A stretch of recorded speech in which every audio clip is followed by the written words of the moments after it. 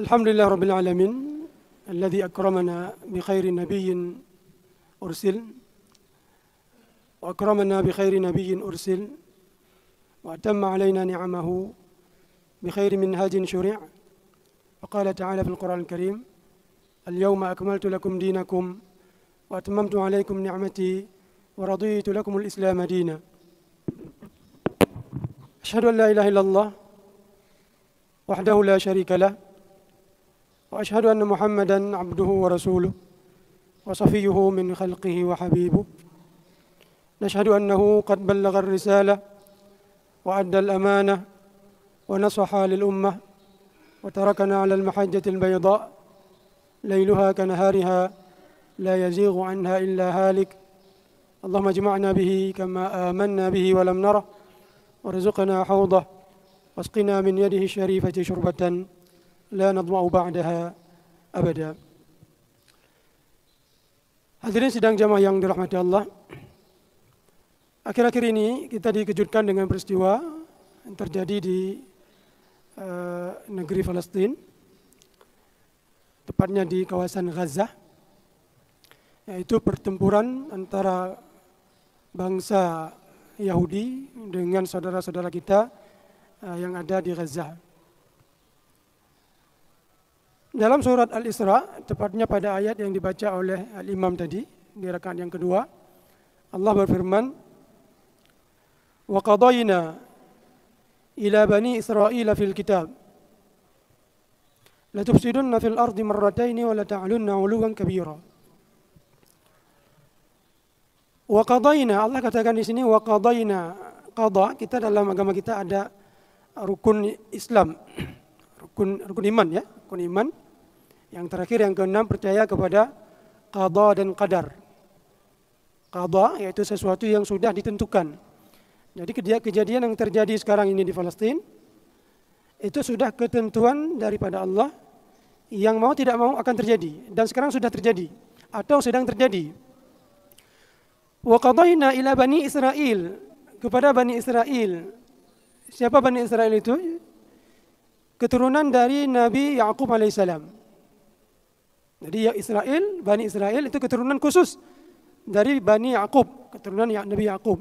Sedangkan Yahudi itu tidak mesti dari keturunan Nabi Yaqub. Yahudi itu agama.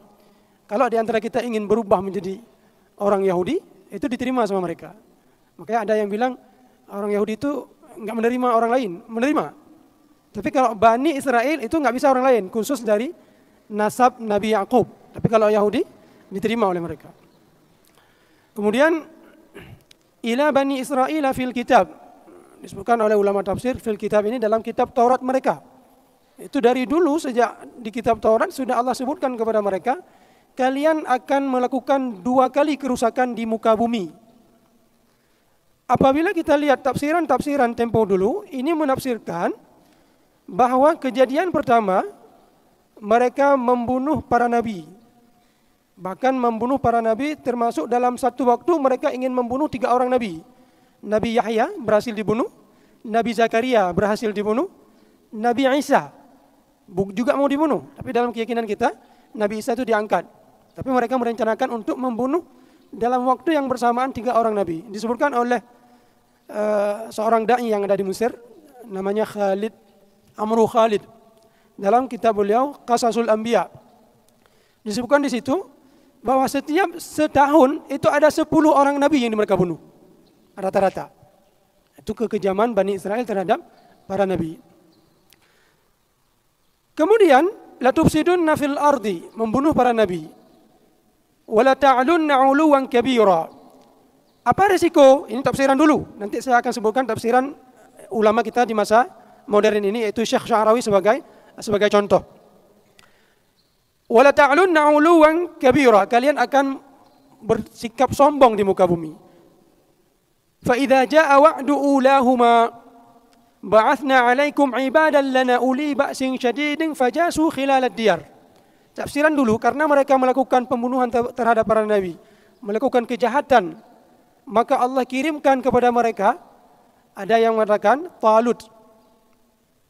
Jalut yang kejam, yang membasmi mereka, yang mengusir mereka. Ada yang mengatakan Bakhtunsir, yang membasmi mereka dan mengusir mereka. Sehingga mereka kewalahan dan meminta kepada salah seorang nabi yang ada pada saat itu, Nabi Syamuel. Syamuel dalam bahasa Arab,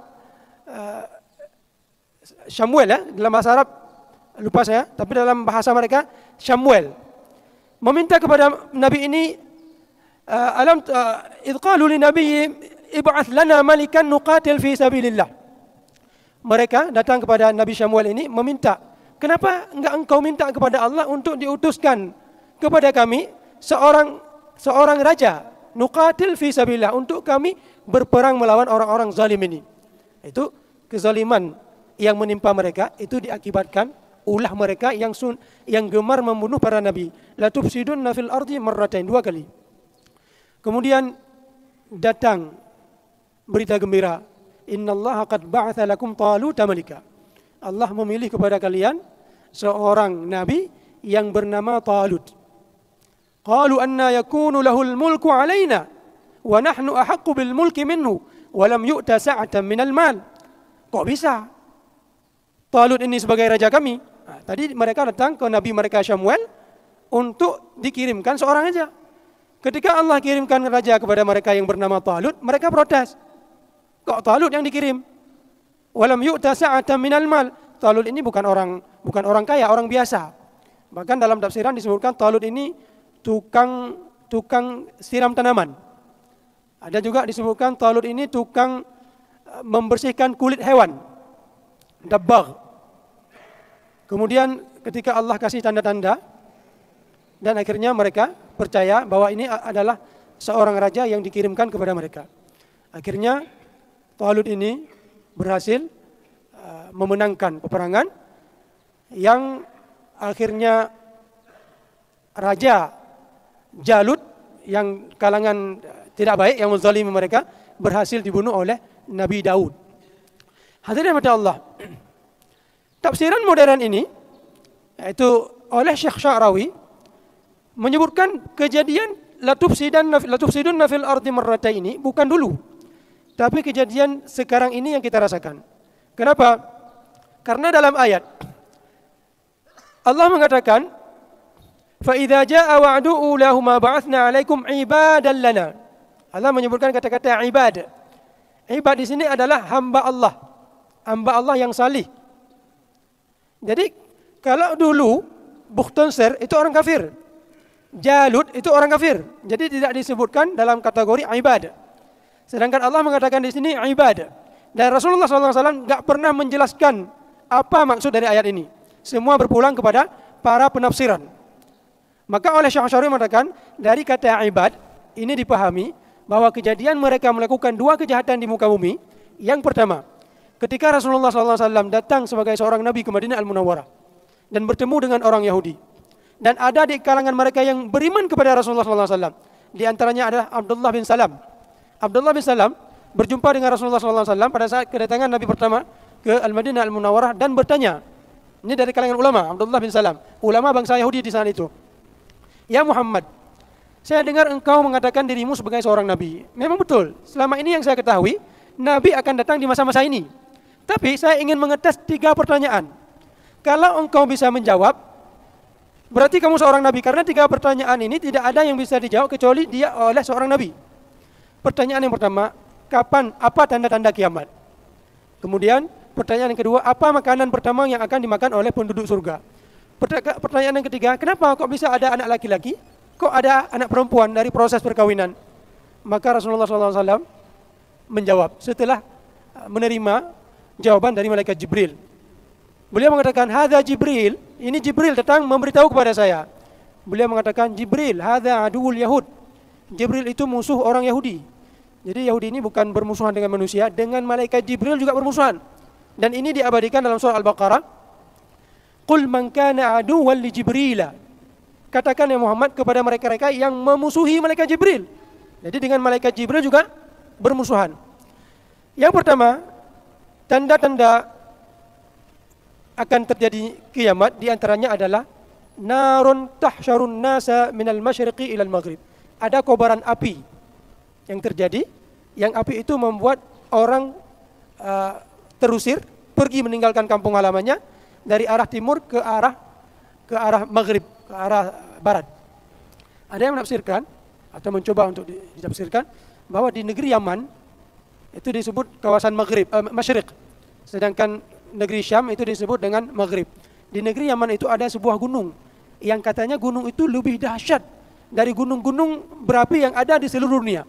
Kalau satu saat itu meletus, maka ini salah satu tafsirannya yang membuat orang akan pergi meninggalkan negeri Yaman menuju ke arah barat. Salah satu tafsirannya. Kemudian yang kedua, makanan yang pertama sekali dimakan oleh penduduk surga bukan kurma, bukan susu, bukan madu, tapi ziyadatu kabidil hud. Bagian yang lebih yang ada di hati ikan paus. Al-hud itu ikan paus. Juga ada yang mengartikan al-hud itu ikan. Jadi bagian yang lebih yang ada di bagian hati ikan paus, itulah makanan pertama yang akan dimakan oleh penduduk surga. Dan ini Rasulullah memberi tahu jawaban kepada Abdullah bin Salam. Kemudian yang ketiga, kok ada anak laki-laki, ada anak perempuan? Faqala Rasulullah SAW, idza sabaqa ma'ur rajul ma'al mar'ati fal waladu li abi, wa idza sabaqa ma'ul mar'ati ma'ar rajuli fal waladu li ummi. Dalam sperma laki-laki ada dua unsur, ada unsur Y, ada unsur X. Salah satu di antara dua unsur ini, Y dan X ini, laki-laki dan perempuan. Kalau pada saat sperma keluar dan dilihat dari mikroskop, dia seperti berenang, kejar-kejaran. Kalau unsur X yang duluan tiba ke ovum, maka anak akan menjadi wanita umpamanya. Kalau unsur Y yang duluan sampai ke ovum, maka anak akan menjadi laki-laki umpamanya. Idza sabaqa, Rasulullah di sini menggunakan kata-kata idza sabaqa. Jika pada saat persaingan itu terjadi dan dimenangkan oleh sabaqa ma'ur rajul, jenis laki-laki, maka anak laki-laki. Li abi, seperti ayahnya.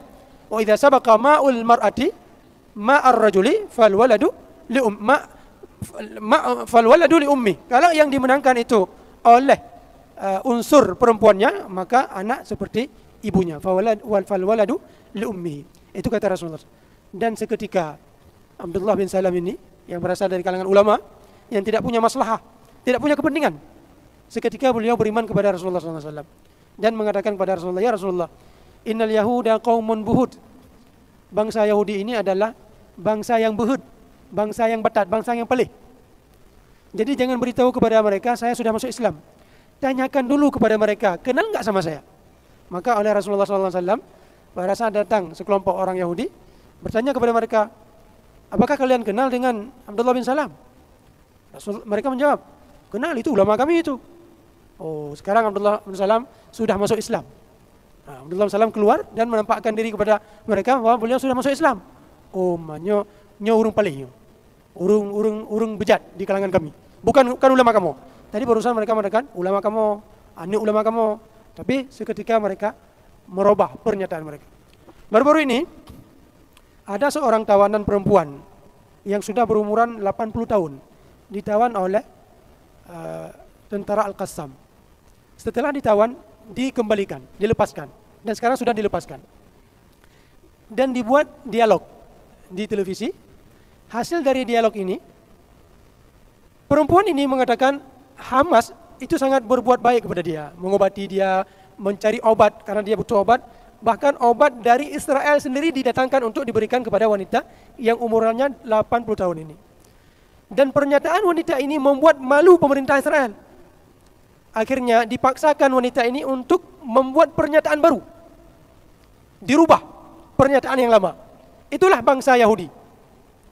Itu sesuai dengan kejadian yang terjadi yang sekarang bisa kita tonton.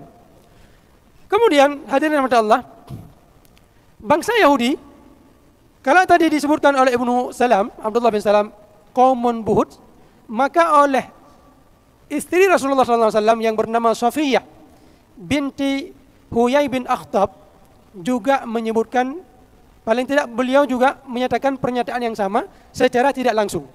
Bagaimana ceritanya? Pada saat kedatangan Nabi SAW, ayah dari Safiyah, istri Rasulullah SAW, yang bernama Huyai bin Akhtab, bersama paman beliau Abu Yasir bin Akhtab, datang ingin berjumpa dengan sosok yang mengatakan dirinya sebagai nabi, yaitu Muhammad sallallahu alaihi wasallam. Karena berita kedatangan nabi terakhir itu sudah ada di kalangan bangsa Yahudi. Tapi ayah dari Safiyah ini seorang raja, berbeda dengan Abdullah bin Salam, seorang ulama yang tidak punya kemaslahatan. Datang ingin berjumpa dengan Muhammad. Setelah berjumpa dan mereka mengambil satu kesimpulan, nyo betul Nabi. Dalam kondisi kecewa, pulang ke rumah dan berdialog dengan pamannya Abu Yasir. Hasil dari dialog itu didengar oleh Safiyah, anak beliau. Dalam dialog itu disebutkan, ya, nyo Muhammad betul Nabi. Apakah kamu melihat tanda-tandanya? Saya melihat tanda-tandanya. Apa reaksi dirimu? Ada watan ma baqaitu. Saya akan memusuhi Muhammad selama saya masih hidup. Tadi diakui, betul seorang Nabi. Ada tanda-tandanya. Tapi kenapa dia tidak percaya? Karena bukan dari kalangan Bani Israel. Dan ini membahayakan. Kalaupun dari kalangan Bani Israel, belum tentu juga dia terima. Karena bangsa Yahudi itu suka membunuh para Nabi. Ketika Nabi dimintakan kepada Nabi, yang tadi saya ceritakan, Nabi Samuel untuk dikirimkan seorang raja, maka Allah mengirimkan kepada mereka Talut Malika. Talut ini tidak diterima. Kenapa? Karena Talut ini sendiri berasal dari keturunan Binyamin. Dan dalam kebiasaan bangsa Yahudi, keturunan para raja itu bukan dari kalangan Binyamin, tapi dari kalangan Yahuda. Makanya kita mengenal Yahudi. Yahudi itu ada yang menyebutkan dari kata-kata Yahuda. Siapa Yahuda ini? Yahuda ini salah seorang dari anak Nabi Yakub. Jadi anak Nabi Yakub ada 12 orang. Dari istri yang pertama yang bernama Laya, itu ada orang anak. Ada Lawi. Ini dari Lawi ini sering muncul para nabi. Di antaranya Nabi Sulaiman, Nabi Daud itu dari Lawi. Kemudian Yahuda ini sering muncul dari kalangan Yahuda ini raja. Makanya ketika datang raja dari kalangan Binyamin, mereka tidak terima. Kenapa tidak dari Yahuda? Protes.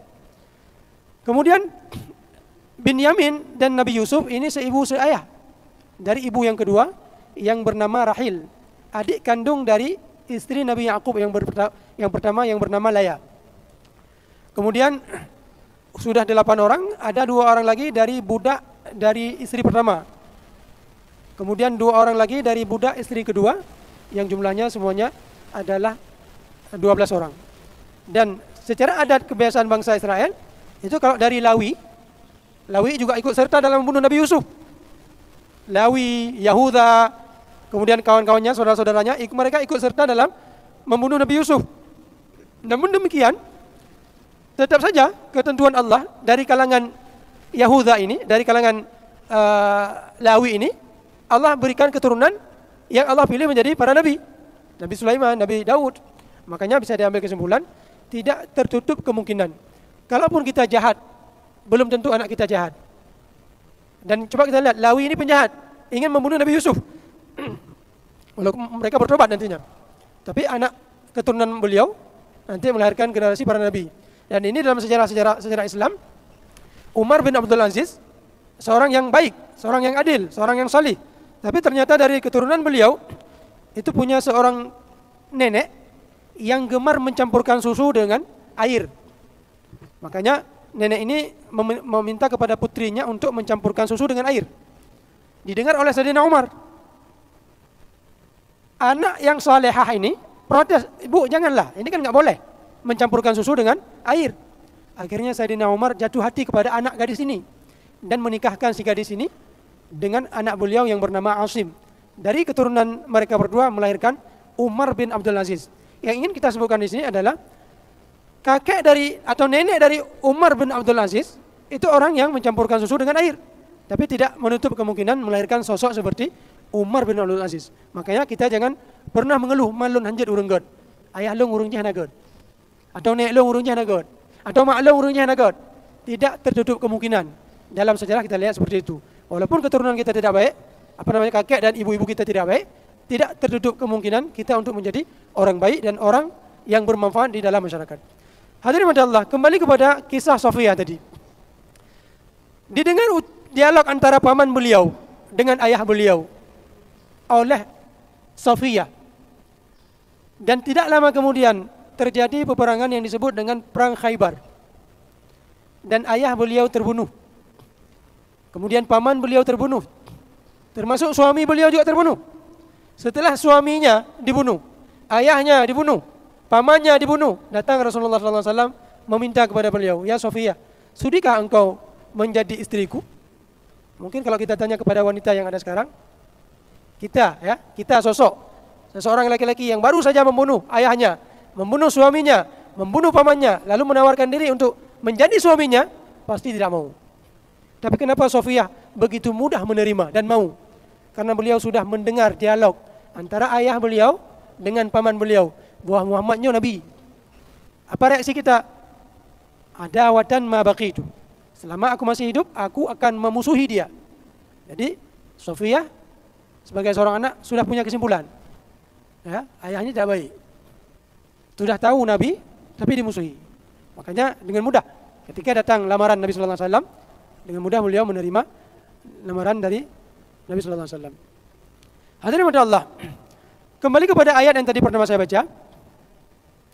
Bangsa Israel menurut tafsiran Syekh Sya'rawi, la tufsidunna fil ardi marratain. 2 kali. Kali yang pertama adalah ketika Rasulullah datang ke Madinah dan membuat perjanjian dengan bangsa Yahudi. Membuat sebuah negara madani. Madinah ini sebagai negara kita bersama. Kalau Madinah diserang, kita bela bersama. Ternyata bangsa Yahudi melakukan pelanggaran terhadap perjanjian. Di perang Khandaq, mereka sekongkol dengan orang Quraisy, tidak mau membela Nabi sallallahu alaihi wasallam. Kemudian Nabi usir mereka, yaitu yang disebut dengan kabilah Bani Quraidah. Sebelumnya kabilah Bani Nadir mencoba ingin menjatuhkan batu di atas gedung kepada Nabi sallallahu alaihi wasallam. Diusir oleh Nabi sallallahu alaihi wasallam. Lari ke Khaybar. Di perang Khaybar terjadi hal yang sama, mereka terkalahkan karena memprovokasi kaum Quraisy untuk menyerang Nabi sallallahu alaihi wasallam, dan akhirnya mereka diusir. Disebutkan oleh Syekh Sya'rawi, la tufsidunna fil ardi marratain wa la ta'lunna 'uluwan kabira. Kalian melakukan 2 kali kerusakan di muka bumi. Kali yang pertama adalah kalian mengingkari janji dengan Nabi Muhammad SAW. Makanya kalian diusir. Maka disebut dalam ayat berikutnya, fa idza jaa wa'du ulahuma ba'athna 'alaikum ibadan lana uli ba'sin syadidin fajasu khilal ad-diyar. Apa maksud fajasu? Fajasu diusir sampai tidak disisakan sedikit pun. Itu maksudnya fajasu. Dan terbukti di Madinah Rasulullah SAW mengusir bangsa Yahudi, tidak diberikan sedikit pun wewenang.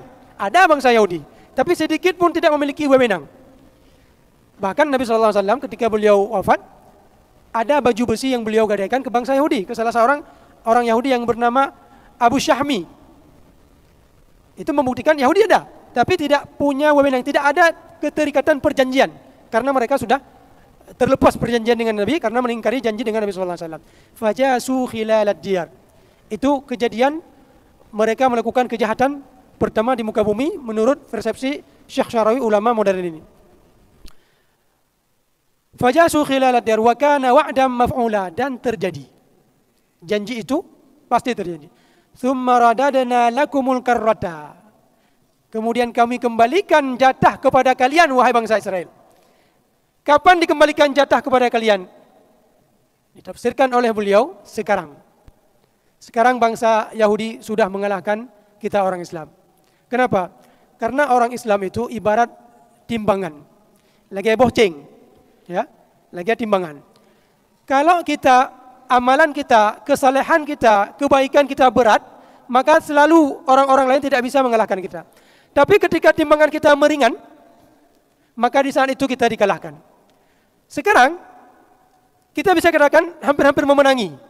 Kenapa? Kalau kita lihat sejarahnya, dari pertama bangsa Yahudi masuk ke Palestina itu, ini dalam ayat ini, la tufsidunna fil ardi marratain, 2 kali kalian melakukan kerusakan. Kerusakan pertama kalian melakukan pelanggaran janji dengan Nabi SAW. Dan pelanggaran yang kedua, kerusakan yang pertama yang kalian lakukan adalah sekarang ini. Kenapa?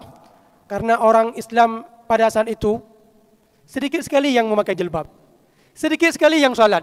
Dulu saya di tahun 80-an dibawa oleh adik ayah saya ke Banda Aceh, saya dari Biren. Nginap di kos-kosan di sini, saya melihat, masih teringat saya, banyak sekali mahasiswa-mahasiswi pacaran. Duduk di pokok-pokok kelapa, berpasang-pasangan. Pikiran saya sebagai anak kecil pada saat itu masih terekam. Itu kejadian sekitar 20-30 tahun yang lalu. Bagaimana kejadian kondisi orang Islam di masa penjajahan dulu. Yang kita lihat orang perempuan itu roknya mungkin di atas lutut. Jilbab itu jarang sekali yang menggunakan jilbab. Yang salat itu jarang sekali yang melakukan salat. Preman-preman itu sangat banyak. Itu dulu. Tapi sekarang alhamdulillah jamaah sudah banyak di masjid. Wanita-wanita yang berjilbab sudah banyak. Sudah ada sahwah Islamiyah. Maka timbangan kita sekarang akan mulai berat kembali. Pada saat timbangan kita berat kembali, ketahuilah bangsa Yahudi akan terkalahkan. Tapi pada saat timbangan kita merosot, melemah, berkurang, disitulah bangsa Yahudi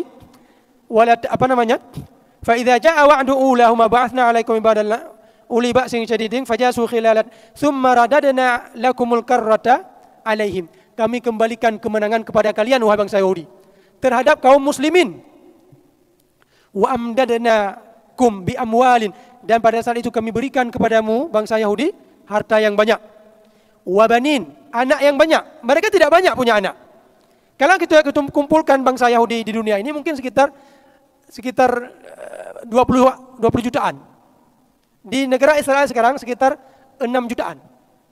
Di luar Israel mungkin di Amerika ada 6 jutaan. Di negara-negara lain ada sekian orang. Sekitar 20 juta. Enggak banyak. Tapi semua laki-laki yang ada di Israel itu semua sebagai tentara.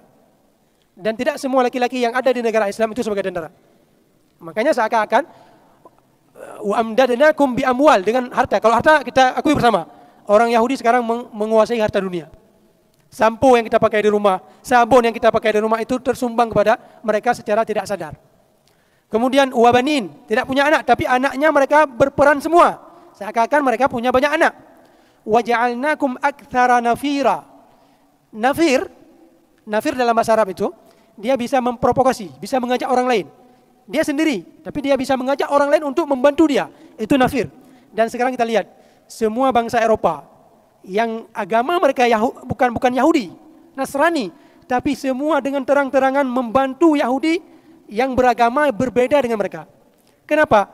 Yang pertama, waqadaina, sudah Allah tentukan. Sekarang tinggal kita jalani. Makanya kita akan bisa memenangkan kembali kalau keimanan kita bisa kita tingkatkan, kesalehan kita bisa kita tingkatkan. Dan selama itu tidak kita lakukan, maka akan terus kemenangan berada di pihak-pihak orang selain kita, Yahudi dan Nasrani. Mereka Yahudi dan Nasrani punya kemaslahatan bersama secara maslahat duniawi. Ketika bangsa kolonial dulu meninggalkan negara-negara Islam, selesai penjajahan, mereka sebelum mereka meninggalkan ingin membuat satu perwakilan, maka dibuatlah sebuah negara Yahudi. Karena mereka benci kepada bangsa Yahudi, maka bangsa Yahudi di negara mereka diajak untuk masuk ke Palestina ini, ke negara Israel ini. Kenapa? Karena mereka jenuh dengan kondisi sikap orang Yahudi. Maka mereka mengusirkan mereka ke sebuah tempat, dan di waktu yang bersamaan negara Israel ini menjadi kaki tangan terhadap negara-negara barat, perwakilan mereka di timur. Itulah sekilas yang mungkin bisa kita sampaikan. Karena waktu yang sangat singkat ini, mudah-mudahan bisa kita ambil pelajaran. Lebih dan kurang saya mohon maaf. Wabillahi taufiq wal hidayah. Assalamualaikum warahmatullahi wabarakatuh.